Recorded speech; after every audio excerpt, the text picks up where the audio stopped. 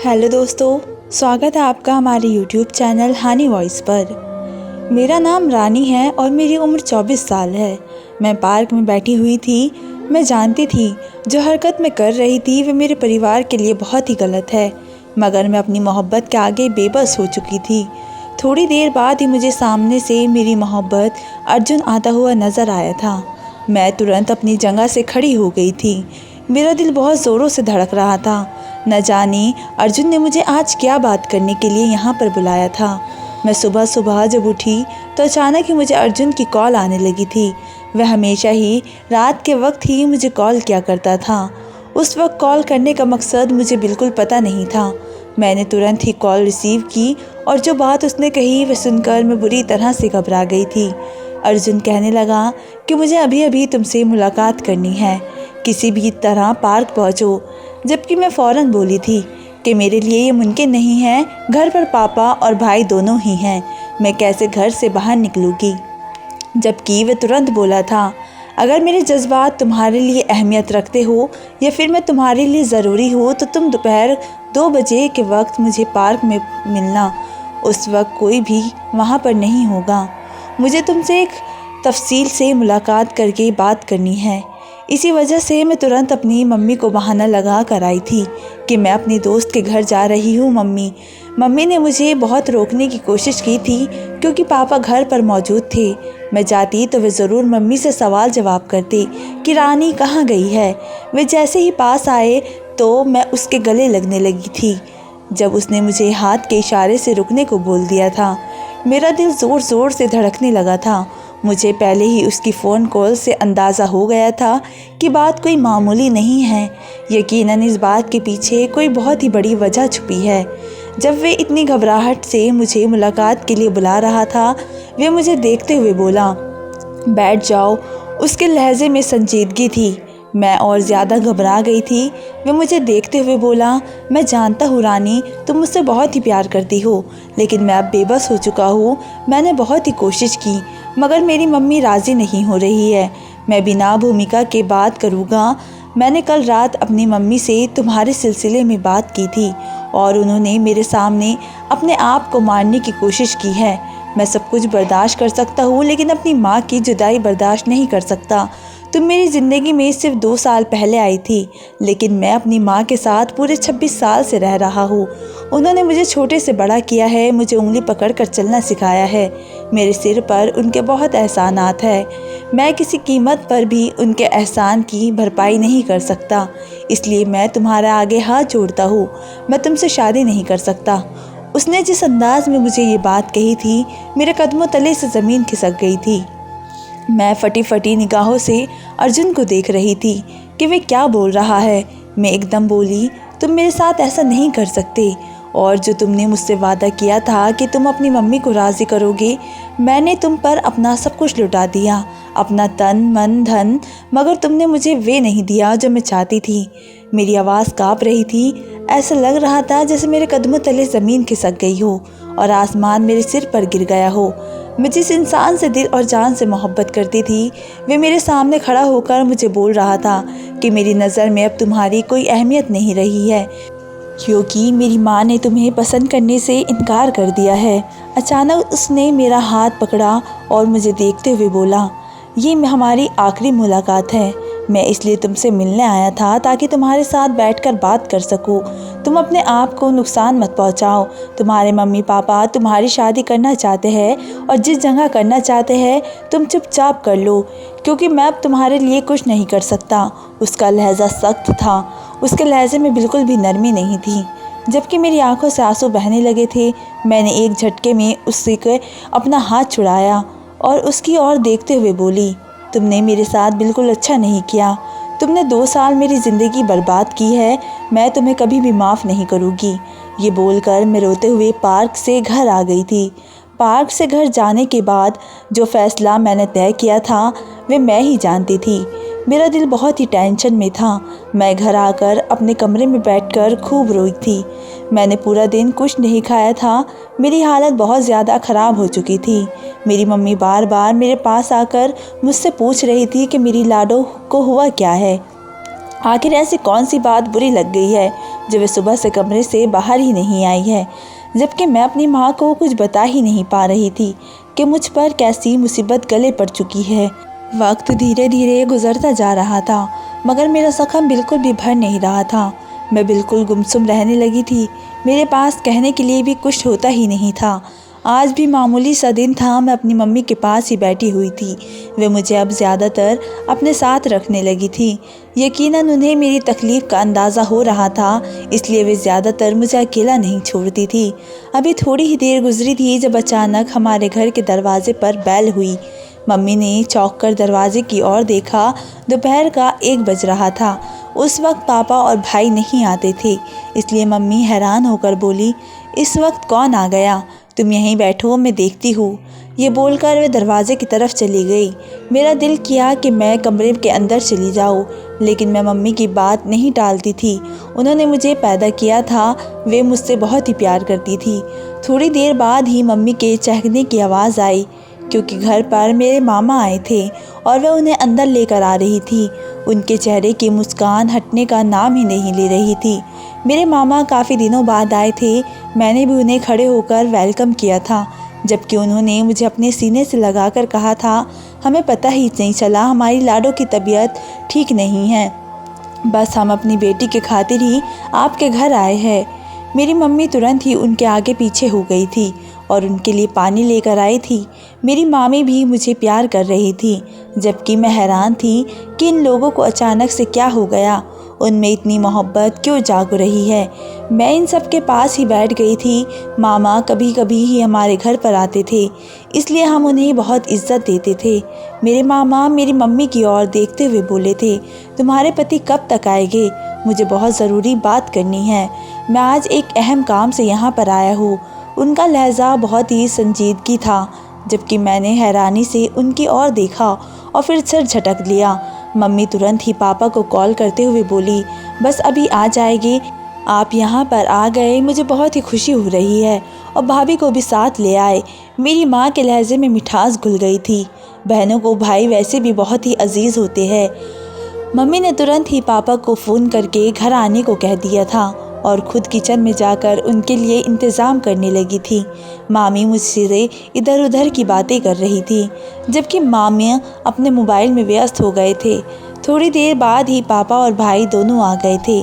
मामा से मिलकर वे लोग भी बहुत ही खुश हुए थे।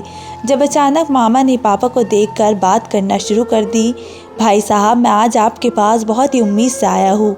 आज मैं आपके घर की एक बहुत ही कीमती चीज़ मांगने के लिए आया हूँ।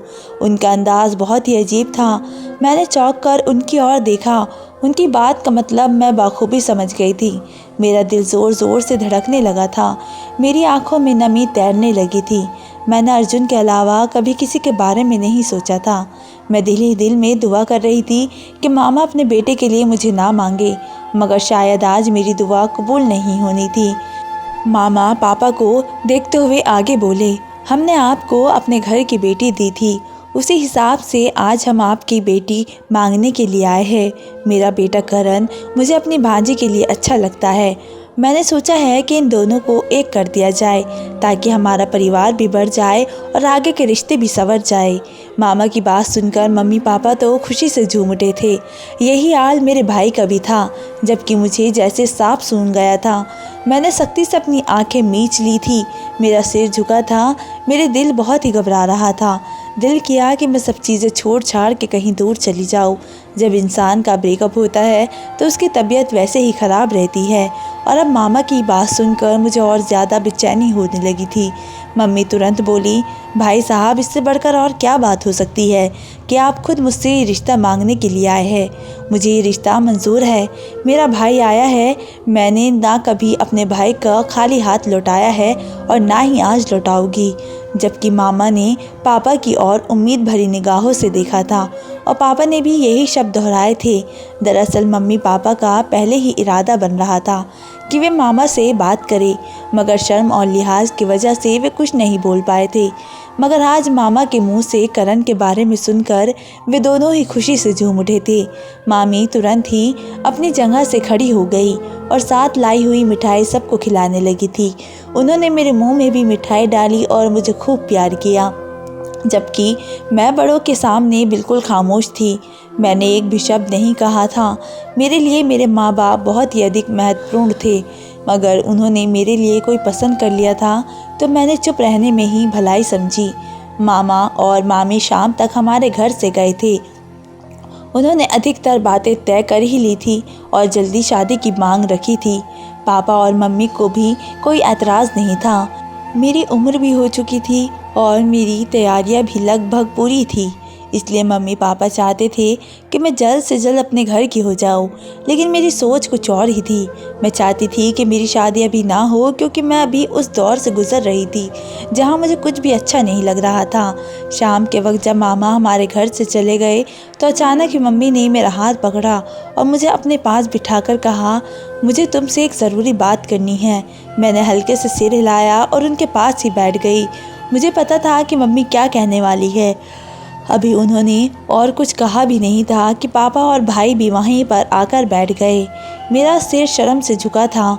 मुझे पता था कि मेरे साथ अब वही होगा जो मेरे बड़े चाहेंगे।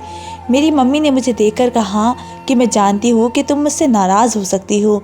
मैंने तुम्हारी मर्ज़ी के बिना ही इस रिश्ते के लिए हाँ कह दिया है, लेकिन लाडो, ये रिश्ता बहुत अच्छा है। तुम करण के साथ बहुत ही खुश रहोगी। उसके पास बहुत ही संपत्ति है, अच्छी नौकरी है, कारोबार है। वे तुम्हें बहुत ही खुश रखेगा। जबकि मैं अपनी माँ को ये नहीं बता पाई थी कि मेरी खुशी करण में नहीं बल्कि अर्जुन में है, जो मेरे तन मन का मालिक है। मगर मैंने खामोशी से सिर झुकाकर सिर्फ इतना ही कहा, जैसा आप लोगों को उचित लगे मुझे मंजूर है। अगर आपने मेरे लिए करण को चुना है तो मुझे कोई एतराज़ नहीं है। मैं ये कहकर अपने कमरे में चली गई और दरवाजे के साथ लगकर बैठ गई। मेरी आंखों से आंसू ज़ोरों शोरों से बहने लगे। मेरे दिल अजीब सी हालत में था। मेरा मन कर रहा था कि मैं अभी अपने आप को ख़त्म कर लूँ, ताकि ये शादी का तमाशा अभी यहीं पर ख़त्म हो जाए। लेकिन मैं ऐसा नहीं कर सकती थी। मैं किसी भी कीमत पर अपने माँ बाप की इज़्ज़त ख़राब नहीं कर सकती थी। वक्त धीरे धीरे गुजरने लगा। मेरा चेहरा दिन पर दिन मुरझाता जा रहा था। केवल 1 महीने के अंदर मेरे माँ बाप ने मेरी शादी तय कर दी थी और इसी महीने में मेरी दुनिया अंधेरे में डूब गई थी। मुझे समझ ही नहीं आ रहा था कि मेरी ज़िंदगी ने कैसे करवट ली। इसी महीने मेरी मोहब्बत मुझे छोड़कर चली गई थी और इसी महीने में मेरी ज़िंदगी में एक ऐसा शख्स आ रहा था जिसकी मेरे लिए कोई अहमियत नहीं थी। आज मेरी बारात का दिन था। मैं गुमसुम अपने कमरे में बैठी थी। दिल ऐसा लग रहा था जैसे वे मर चुका हो, मगर माँ बाप की खातिर मुझे हर परीक्षा से गुजरना था। मैं भी अपनी सोच में गुम ही थी जब अचानक खिड़की पर खटखटाने की आवाज़ आई। मैंने हैरानी से खिड़की की तरफ देखा। भला ये कैसा शोर है। मैं अपनी जगह से खड़ी हुई तो अचानक खिड़की खुली और एक इंसान कमरे के अंदर दाखिल हुआ। मैं भी ज़ोर से चिल्लाने ही वाली थी कि मेरी नज़र उस आदमी के चेहरे पर गई। सामने मौजूद शख्स को देखकर मेरे पैरों तले ज़मीन खिसक गई थी। मुझे यकीन ही नहीं हो रहा था कि वे इस वक्त यहाँ आ चुका है। अगर किसी ने उसे यहाँ देख लिया तो मेरी बहुत ही बदनामी हो सकती थी, क्योंकि वह कोई और नहीं बल्कि मेरी मोहब्बत, मेरा बॉयफ्रेंड अर्जुन था। वह अचानक मेरे पास आया। मुझे कुछ समझने का मौका दिए बिना ही मेरे कमर में हाथ डाल दिया था और मुझे अपने करीब करते हुए बोला था, इतनी जल्दी शादी कर ली? मैं तो समझा था वे और कुछ कहता। इससे पहले ही मैं बोल पड़ी, हाँ कर ली इतनी जल्दी शादी। तुम्हें इससे मतलब नहीं होना चाहिए। तुम्हें इससे कोई सरोकार नहीं होना चाहिए, क्योंकि तुम मुझे छोड़कर चले गए हो। मैं किसी से भी शादी करूं और किसी भी वक्त करूं, ये मेरा दिक्कत है। मेरा गुस्से से बुरा हाल हो गया था। उसकी ये बात सुनकर मेरा दिमाग ख़राब हो चुका था। जबकि वे बेझिझक बोला, मैं तुम्हें इल्ज़ाम नहीं दे रहा और ना ही कुछ और कह रहा हूँ। मैं बस तुम्हें एक तोहफ़ा देने के लिए आया हूँ जो बहुत जल्द तुम्हारे काम आएगा। ये कहते हुए उसने एक डब्बा मेरी तरफ बढ़ाया। वे अभी और कुछ कहता इससे पहले ही मेरे कमरे के दरवाजे पर दस्तक हुई। मैं तुरंत ही दरवाजे की तरफ देखने लगी, जबकि अचानक अर्जुन ने मुझे छोड़ा और फ़ौरन खिड़की की तरफ बढ़ा। वे मुझे तोहफे की तरफ इशारा करते हुए बोला, वक्त पर खोल लेना वरना बहुत ही नुकसान उठाओगी। ये बोलकर वे ठहरा नहीं बल्कि वहाँ से चला गया। मैं फ़ौरन ही दरवाजे की तरफ बढ़ी। जैसे ही दरवाज़ा खोला, सामने मेरी मम्मी खड़ी थी। वह मुझे देखकर चिंतित लहजे में बोली, हद करती हो रानी, मेहमान आ चुके हैं और तुमने कमरे का दरवाज़ा क्यों बंद किया। वे फ़ौरन ही कमरे के अंदर आ गई। उनके पीछे हमारे घर की नौकरानी भी आई थी। मैं मम्मी की ओर देखते हुए बोली, नहीं बस मैं थोड़ा अपना लहंगा ठीक कर रही थी, इसलिए दरवाज़ा बंद कर लिया था। क्या हुआ, आप यहाँ पर क्यों आई है। जबकि वे मुझे देखते हुए बोली, हाँ मुझे यहाँ से थोड़ा सा अपना सामान लेना था, तुम बस अपने आप को सजा संवार लो, ठीक है। ये बोलकर उन्होंने कोने में रखे हुए तोहफे उठाए और बाहर चली गई।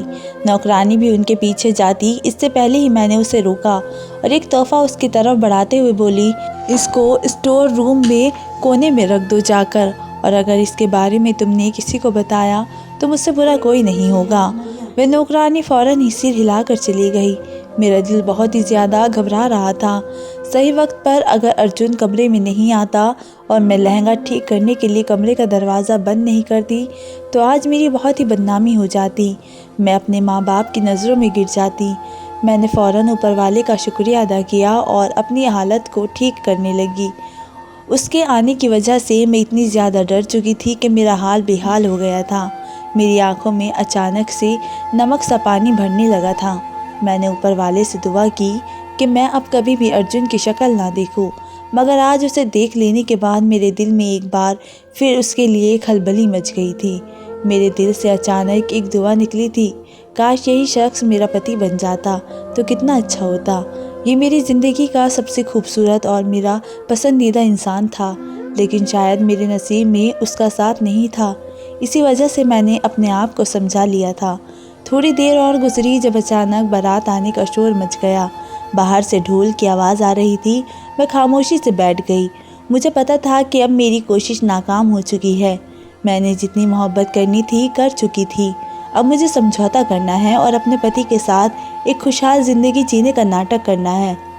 थोड़ी देर बाद ही मेरे पापा और मेरी मम्मी कमरे के अंदर आए।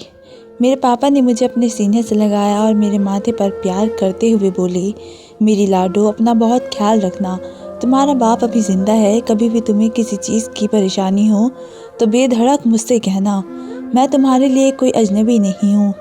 जबकि मैंने खामोशी से सर हिला दिया। वे मुझे लेकर बाहर आ गए थे और फ़ौरन ही शादी की रस्में शुरू हो गई थी। मैं सिर झुकाकर करण के बराबर में बैठी हुई थी। अब यही वाला शख्स था जो मेरी ज़िंदगी में रहने वाला था। मुझे उसके साथ ही अपनी ज़िंदगी बितानी थी, इसलिए मैं अपने मन को झटकती जा रही थी और अपनी ज़ुबान पर सिर्फ करण का नाम ला रही थी। थोड़ी देर बाद ही शादी की सारी रस्में पूरी हो गई और मैं करण के नाम हो चुकी थी। मेरी आंखों से आंसू बह रहे थे। ये फिल्मी एक सख्त हकीकत थी। मैं किसी को अपनी मोहब्बत के बारे में नहीं बता पाई थी। खाना शुरू हो चुका था। मम्मी मेरे बराबर में ही बैठी थी और मुझे खाना खिला रही थी। साथ ही मुझे नसीहतें भी कर रही थी कि मुझे अपने ससुराल में कैसे रहना है। मामी का दिल नहीं दुखाना है, उनकी सेवा करनी है, करण का ख्याल रखना है, मामा की हर बात माननी है। जबकि मैं खामोशी से अच्छी बेटियों की तरह सिर झुकाकर उनकी हर बात पर हामी भर रही थी। थोड़ी देर और बीती जब मामा जी ने फ़ौरन विदाई का ऐलान कर दिया। मेरे पापा का हाल बेहाल हो चुका था। मैं उनकी इकलौती बेटी थी, इसलिए वे बहुत ही ज़्यादा रो रहे थे। मेरा दिल और भर आया। मैं अपने पापा के सीने से लगकर खूब रोई और उन्हें समझाया कि मैं पराए घर नहीं जा रही, अपने ही घर जा रही हूँ। आप इतना मत रोइए, मैं आपसे रोज़ मिलने आऊँगी। करण ने भी मेरे पापा को अपने सीने से लगाकर यही बातें कही थी, जबकि मैं करण को एक पल के लिए भी हैरान होकर उसे देख रही थी। करण बहुत ही अलग किस्म का शख्स था। वह ज़्यादा किसी से बात नहीं करता था और ना ही किसी के साथ घुलना मिलना पसंद करता था। हम अक्सर दावतों में मिलते थे तो वे एक कोने में बैठा अपना मोबाइल इस्तेमाल करता या फिर बड़ों के बीच बैठकर बातचीत करता था। हमारे कज़िन्स के साथ वे ज़्यादा बैठता नहीं था। इसलिए जब उसने मेरे मम्मी पापा को इतनी तसल्ली दी तो मैं थोड़ा हैरान हो गई। सबके बीच उसने मेरा हाथ पकड़कर विदाई ली। जब मैं उसकी गाड़ी में बैठी तो अचानक अर्जुन याद आ गया, मगर मैंने अपने दिल को काबू में किया। मेरी ज़िंदगी में अब सिर्फ करण था और इस बात को मुझे हर हाल में कबूल करना ही था। गाड़ी अपनी रफ्तार से चल रही थी। हम दोनों के बीच खामोशी थी। एक लंबा सफ़र तय करके हम मामा जी के घर पहुंच गए थे। वहां पर मेरा स्वागत बहुत ही शानदार तरीके से किया गया। करण ने मुझे एक पल के लिए भी अकेला नहीं छोड़ा। भले ही ये परिवार मेरे लिए कोई अजनबी नहीं था, मगर आज मैं किसी और हैसियत से यहाँ आई थी। इसी वजह से मुझे थोड़ी घबराहट महसूस हो रही थी। थोड़ी देर बाद मामी ने पारिवारिक रस्में शुरू कर दी। मैं अपने पति के पहलू में बैठी हुई थी। अभी वे रस्में पूरी कर ही रही थी कि अचानक मुझे ज़ोर से चक्कर आया। ऐसा लगा जैसे पूरी दुनिया घूम गई हो। मैंने फ़ौरन अपना सिर झटका और अपने आप को काबू में रखा, क्योंकि मुझे पता था अगर अभी मेरी तबीयत ख़राब होती तो सारी ज़िंदगी ससुराल वाले मुझे ताना देते कि लड़की में इतनी हिम्मत नहीं है कि सुहागरात वाले दिन खुद को संभाल सके। आखिर को पति के भी कुछ हक होते हैं। इसी वजह से मैंने खुद को काबू में रखा। थोड़ी देर बाद सारी रस्में पूरी हो गई। मामी ने अपने बेटे को मुझे कमरे में ले जाने का इशारा कर दिया। करण ने सबके बीच मुझे अपनी बाहों में उठा लिया। मैं हैरानी के समंदर में गोते लगाने लगी थी कि वे इस तरह का बर्ताव कर रहा है। करण की ऐसी शख्सियत मैंने पहले कभी नहीं देखी थी। वे मुझे उठाकर कमरे में ले आया। कमरे की सजावट देखकर मैं दंग रह गई। उसने मुझे बहुत ही एहतियात से ज़मीन पर उतारा और मेरा चेहरा थमाते हुए बोला, तुम्हें पता है ये कमरा मैंने खुद खड़े होकर तुम्हारे लिए सजाया है। बताओ कैसा लगा। मैं कुछ पल के लिए बिल्कुल खामोश हो गई। करण के साथ एक अजीब सी झिझक महसूस हो रही थी। न मैंने उसको कभी ज़्यादा बातचीत करते हुए देखा था और ना ही मेरी उससे ज़्यादा मेलझोल था। थोड़ा घबराकर मैंने कहा, जी अच्छा है कमरा। तभी उसने अचानक मुझे अपने सीने से लगा लिया। धीमी धीमी सरगोशी करते हुए बोला, अच्छा या फिर बहुत अच्छा। मेरी आंखों में आंसू आने लगे। मैं कांपती आवाज़ में बोली, जी बहुत अच्छा लग रहा है। उसने अचानक मुझे खुद से अलग किया और मेरा चेहरा देखते हुए बोला, क्या हुआ, सब ठीक तो है ना रानी, तुम्हारी तबीयत तो ठीक है ना। मैंने सिर को हल्की सी हिलाकर हामी भरी, मगर मेरी आंखों में आंसुओं का सैलाब था। उसने मेरा हाथ पकड़कर मुझे बिस्तर पर बैठाया और मेरे कदमों में बैठते हुए बोला, क्या हुआ, तुम इतनी परेशान क्यों हो रही हो, कोई वजह है तो मुझे बताओ, मैं तुम्हारी वजह दूर करता हूँ। मैं धीमी आवाज़ में बोली, नहीं कोई वजह नहीं है, बस थोड़ी घबराहट हो रही है। माँ बाप का घर छोड़ा है, इसी वजह से थोड़ी बेचैनी सी हो रही है। मेरी बात सुनकर वह हल्का मुस्कुराया और अचानक बोला, बिल्कुल भी चिंता करने की ज़रूरत नहीं है, मैं हूँ ना तुम्हारे लिए। ये कहते ही वे मेरे बराबर में बैठ गया और मेरा हाथ थाम लिया और हल्की हल्की आवाज़ में बातें करता रहा और फिर वे मेरे करीब आना शुरू हो गया। मेरी आंखों में आंसू थे और मेरा दिल बेकाबू था। मैंने जिस व्यक्ति को अपने लिए सोचा था वे मेरा नहीं हुआ था। इसी वजह से मेरा दिल बहुत ही अजीब सी स्थिति में था। लेकिन पति के अधिकार पूरे करना भी मुझ पर ज़रूरी था, इसलिए मैंने खामोशी से सिर झुका लिया था और अपना शरीर उसके हवाले कर दिया था। वक्त धीरे धीरे गुजरने लगा था। वे रात हम दोनों के लिए मिलन की थी, मगर मेरे दिल में कोई भावनाएं नहीं थी। अगली सुबह मेरे लिए बहुत ही रोशन साबित हुई थी। मैं उठी तो कमरे के अंदर कोई मौजूद नहीं था। मैं थोड़ी घबरा गई थी कि आखिर करण कहाँ चले गए। मैंने तुरंत ही घड़ी की तरफ देखा तो घड़ी में 10 बज रहे थे। अचानक अपने माथे पर हाथ मारकर बिस्तर से उठी और खुद को डटकते हुए बोली, ये क्या कर दिया मैंने। आज ही ससुराल में मेरा पहला दिन है और आज ही मैं लेट हो गई। मैं हड़बड़ा करके बाथरूम के अंदर गई और जल्दी जल्दी खुद को फ्रेश करके बाहर आई। सामने ही करण बैठा हुआ था। उसे देखकर मैंने तुरंत ही कहा, अगर आप उठ गए थे तो मुझे भी उठा देते, इतनी देर हो चुकी है। मैं अपने बाल बांधते हुए बोली, जब अचानक वे मेरे पीछे आ गया और मेरे बाल खोलते हुए बोला, कोई बात नहीं, देर सवेर हो जाती है और आज तो वैसे भी तुम्हारा पहला दिन है। मैंने मुस्कुराकर आईने में उसका अक्स देखा और फिर उसे अपने बाल बांधने लगी। तभी वह सिर हिलाते हुए बोला, नहीं नहीं, खुले रहने दो, अच्छे लग रहे हैं। मैं बुरी तरह से छैप हो गई थी। मैंने चुपचाप हल्का फुल्का मेकअप किया और उसके साथ नीचे आ गई। नीचे मेहमानों का भीड़ लगी हुई थी। मोहल्ले की कई महिलाएं मुझे देखने आई थी। सबने मेरी मुंह दिखाई की और फिर मामी से मेरी खूब तारीफ़ करके गई थी कि आपकी बहू बहुत ही खूबसूरत है। मामी भी बहुत खुश नज़र आ रही थी। वक्त धीरे धीरे गुजरता जा रहा था। मैं करण के साथ अपनी नई ज़िंदगी शुरू कर चुकी थी, क्योंकि अब मैंने उस दर्द को कबूल कर लिया था जो सारी ज़िंदगी मेरे दिल में रहना था। अर्जुन मुझे नहीं मिलना था और ये बात हकीकत थी। आज मेरी शादी को पूरा 1 महीना हो चुका था। तभी अचानक मुझे अपने शरीर में अजीब सा महसूस होने लगा। मेरा दिल बहुत ही ज़्यादा ख़राब हो रहा था। इसी वजह से मैं खिड़की के पास आकर खड़ी हो गई और ठंडी ठंडी हवा लेने लगी। थोड़ी देर बीती थी और जब अचानक मुझे उल्टी का एहसास हुआ, मैं फ़ौरन बाथरूम में चली गई और मुझे एक बहुत ही बड़ी उल्टी हुई। मैं बहुत ही निढाल हो चुकी थी और वहीं बाथरूम में बैठ गई। थोड़ी देर और बीती जब अचानक मुझे बाहर से करण की आवाज़ सुनाई दी। मैंने हिम्मत करके कहा, मैं यहाँ हूँ करण। वे फ़ौरन वहाँ पर आ गए और मुझे इतना निढाल देखकर मेरे पास आए। उन्होंने मुझे उठाते हुए कहा, क्या हो गया, तुम इस तरह बाथरूम में क्यों बैठी हो?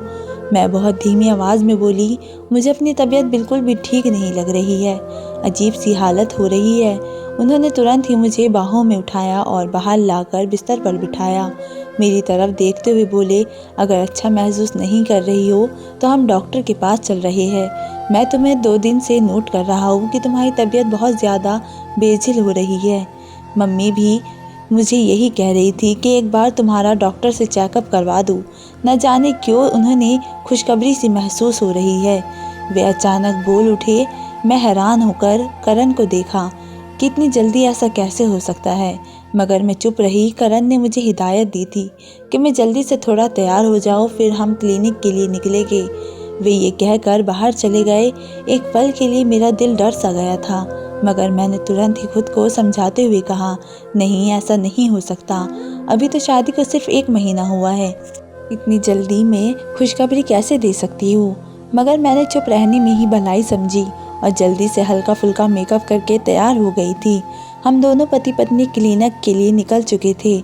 मेरी सास ने मुझे ढेरों दुआएं दी थी और साथ ही मेरा सदका भी निकाला था। मैं अपने पति के साथ फ्रंट सीट पर बैठी थी और मेरा दिल ज़ोर ज़ोर से धड़क रहा था। एक अजीब सी बेचैनी पूरे शरीर में फैल रही थी।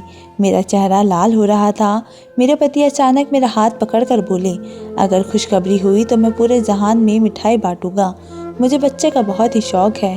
जबकि मैं करण को खामोश निगाहों से देख रही थी, लेकिन उसने अचानक मेरे हाथ पर प्यार किया और एक लंबी दूरी तय करके हम क्लिनिक पहुंच गए थे।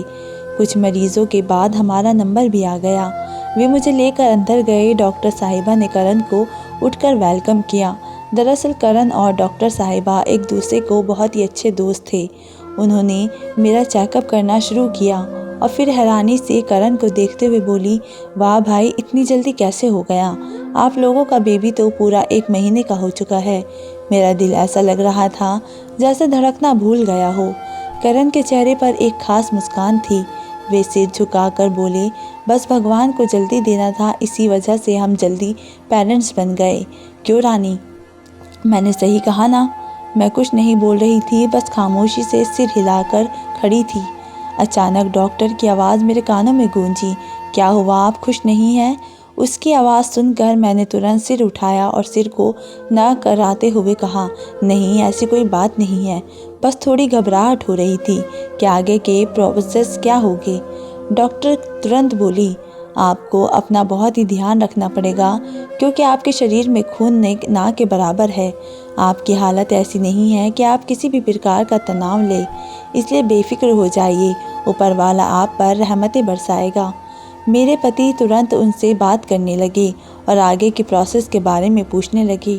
डॉक्टर सिर्फ एक ही बात कह रही थी कि इनकी सेहत बहुत ही कमज़ोर है, इन्हें पूरा बेड रेस्ट और देखभाल की ज़रूरत है। वक्त तेज़ी से गुजरने लगा। डॉक्टर की हिदायत पर चलते हुए करण ने मेरा बहुत ही ख्याल रखा। वे एक पल के लिए भी मुझे अकेला नहीं छोड़ते थे। हर लम्हा मुझे अपने सीने से लगा कर रखते थे। उनकी मोहब्बत में मैं सब कुछ भूल गई थी। ऐसा लगता था जैसे मेरी एक नई ज़िंदगी शुरू हो गई हो। प्रेगनेंसी के दौरान जो प्यार पति की तरफ से पत्नी को मिलता है, वे ताउम्र याद रहता है। मेरा भी ऐसा ही हाल था। ऐसा लगता था जैसे मेरी ज़िंदगी में सिर्फ करण है, अर्जुन तो जैसे कहीं था ही नहीं, और ना ही मैं उस इंसान को याद करना चाहती थी। वक्त और तेज़ी से गुजरता चला गया। 9 महीने का समय जैसे पलक झपकते ही बीत गया। हर पल करण ने मेरा इतना ख्याल रखा कि मैं एक अलग ही दुनिया में पहुंच गई थी। मेरे ससुराल वाले बहुत अच्छे थे। मामा जी, मामी जी, उनके बच्चे सब मेरा बहुत ही ख्याल रखते थे और मुझसे बहुत ही प्यार करते थे। आज मेरी डिलीवरी थी, इसलिए मैं थोड़ा परेशान हो गई थी। न जाने आज मेरे साथ क्या होने वाला था। हर लड़की के लिए ये समय बहुत ही तकलीफ़ देने वाला और डरावना होता है। हर लड़की ज़िंदगी और मौत की जंग लड़ने जा रही होती है। इसी वजह से मैंने अपनी माँ के गले लगकर खूब रोई थी। उनसे खूब माफ़िया मांगी थी कि अगर मैंने ज़िंदगी में कभी उनका दिल दुखाया हो या फिर उनकी कभी दिलसारी की हो तो मुझे माफ़ कर देना। जबकि मेरी माँ मुझे दुआएं देते हुए बोली थी कि तुम्हें कुछ नहीं होगा, ऊपर वाला तुम्हारी हिफाजत करेगा। मैंने अपने पति, पापा, मम्मी जी और मामी जी और अपने दूसरे रिश्तेदारों से भी माफ़ी मांगी थी, क्योंकि इंसान लेबर रूम में जाने के बाद मर भी सकता है, उसे ज़िंदगी सिर्फ ऊपर वाला ही देता है। समय तेज़ी से गुजरता जा रहा था और मुझे ऑपरेशन थिएटर में पहुंचा दिया गया था।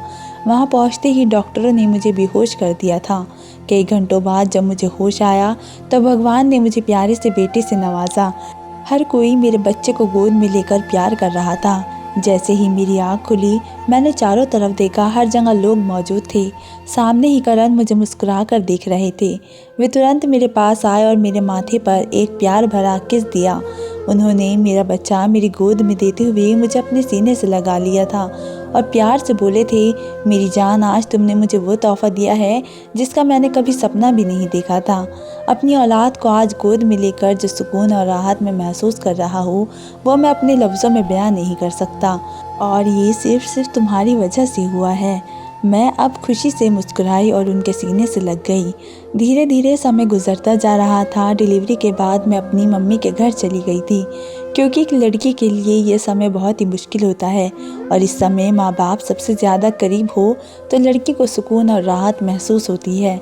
मेरी मम्मी हर वक्त मेरा ख्याल रखती थी। करण रात को मेरे पास आ जाते थे और मेरे साथ ही समय बिताते थे। दिन भर वे अपनी मम्मी और काम में व्यस्त रहते थे। मामा मामी भी मुझसे और अपने पोते से मिलने आते रहते थे। मुझे मम्मी के पास आए हुए पूरे 2 हफ्ते हो चुके थे। अब करण ने साफ कह दिया था कि वे मुझे अपने साथ लेकर ही जाएंगे। आज भी रोज़ की तरह का ही दिन था जब अचानक मेरे दिमाग में अर्जुन का ख्याल आया। उस रात जो मुझसे मिलने आया था उसकी याद करके मैं पल भर के लिए थोड़ी परेशान हो गई थी। फिर मैंने अचानक कुछ सोचकर अपनी नौकरानी को बुलाया। अर्जुन मुझे एक तोहफ़ा देकर गया था और उसने ज़ोर देकर कहा था कि तुम इस तोहफ़े को ज़रूर देख लेना और जल्दी देख लेना, कहीं देर न हो जाए। मगर आज उसे और मुझे जुदा हुए पूरे 1 साल का वक्त गुजरने वाला था। मेरे एक हुक्म पर नौकरानी मेरे सामने आ गई थी और मैंने उसकी ओर देखते हुए कहा, तुम्हें याद होगा मेरी शादी के वक्त मैंने तुम्हें एक लाल रंग का तोहफ़ा दिया था और तुमसे कहा था कि उसे स्टोर रूम के कोने वाले हिस्से में रख देना। क्या तुम्हें याद है? वो कुछ पल के लिए बिल्कुल चुप रही थी और फिर कुछ सोचकर बोली थी, जी मैडम, मुझे याद है। मैं तुरंत बोली, जाओ और मुझे वो तोहफ़ा ला कर दो। मैं अपने कमरे में बैठी उस तोहफ़े का इंतज़ार कर रही थी कि एक पल के लिए मुझे ये करते हुए थोड़ी शर्म भी आई थी कि मैं अब किसी और की पत्नी हूँ और मुझे ये सोचना भी नहीं चाहिए था। मगर मैं इस तोहफ़े को देखना चाहती थी कि आखिर इसमें क्या है। थोड़ी देर बाद ही नौकरानी वो तोहफ़ा लेकर आ गई थी और मेरे सामने पेश कर दिया था। मैंने जल्दी उस तोहफ़े को खोला था। उसके अंदर एक रिपोर्ट मौजूद थी और साथ में एक खत भी था।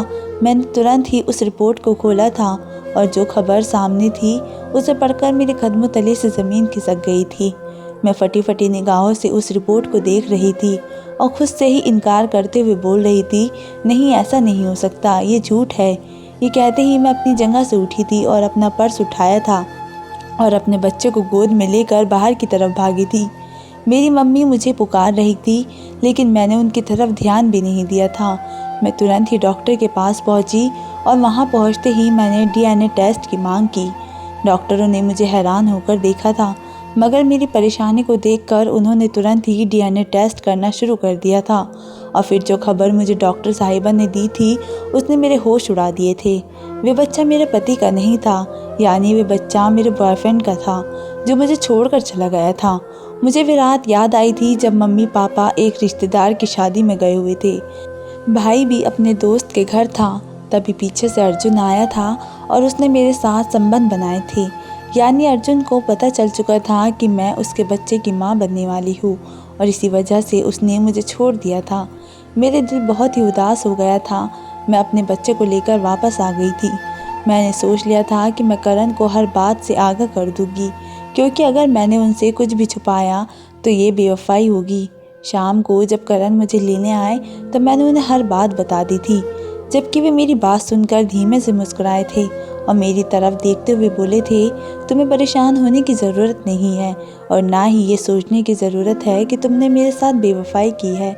मैं जानता हूँ कि शादी के बाद तुम मेरे साथ ईमानदार रही हो और इस खबर के बारे में मुझे पहले से ही पता था कि बच्चा मेरा नहीं है, क्योंकि तुम्हारा एक्स बॉयफ्रेंड शादी के 2 दिन बाद ही मेरे पास आकर सब कुछ बता चुका था। मगर जब मैंने तुम्हारी तरफ से कोई ऐसी बात नहीं देखी, बल्कि तुम्हारी ईमानदारी देखी कि अगर ऐसी कोई खबर हुई भी तो मुझे कोई फ़र्क नहीं पड़ेगा।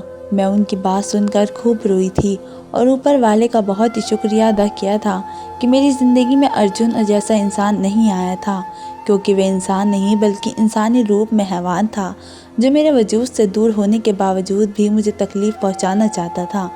तो दोस्तों, मेरी वीडियो कैसी लगी कमेंट करके ज़रूर बताएं। वीडियो को लाइक करें और चैनल को सब्सक्राइब ज़रूर करें। मिलते हैं एक ऐसी ही वीडियो के साथ, तब तक के लिए धन्यवाद।